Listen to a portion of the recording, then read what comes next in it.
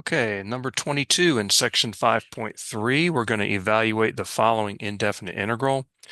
So be careful again. We don't want to take the antiderivative of the numerator and the antiderivative of the denominator and just divide, right? We think about going in the other direction. If we're taking the derivative, we have a quotient rule, right? Which is just not the derivative of the top divided by the derivative of the bottom function. So we've got some work to do. We want to simplify. And all I'm going to do here, notice I'm just dividing by x squared.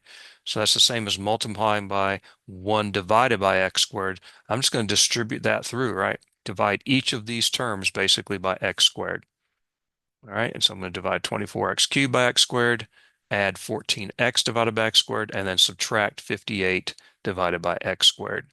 Now I'll simplify these so I can integrate. Of course, x cubed divided by x squared just leaves x. Sorry, I misinterpreted that. Sorry for that little splotch. And then x divided by x squared leaves an x in the denominator. It's really 14 divided by x, but I put it in this form because we're going to be thinking about finding the antiderivative of this. And then I'm going to write this as 58x to the negative 2 power. So the first and the last will be just power rule.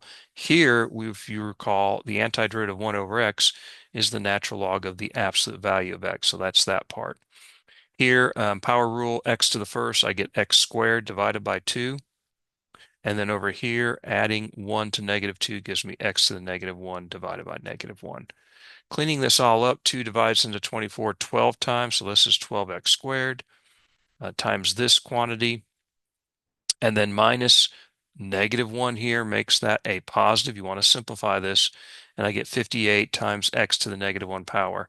Now in Achieve, I think sometimes it wants you to enter that in like this, natural log, and with parentheses, and then the absolute value bar around the x. I don't know why, but I guess that's the syntax it needs, but this is fine on the test. And then this actually will be fine in Achieve. I typically prefer it this way, right? To write 58 times x to the negative 1 is 58 divided by x. Either way is fine in this case, and that is the result. Okay, hope this helps.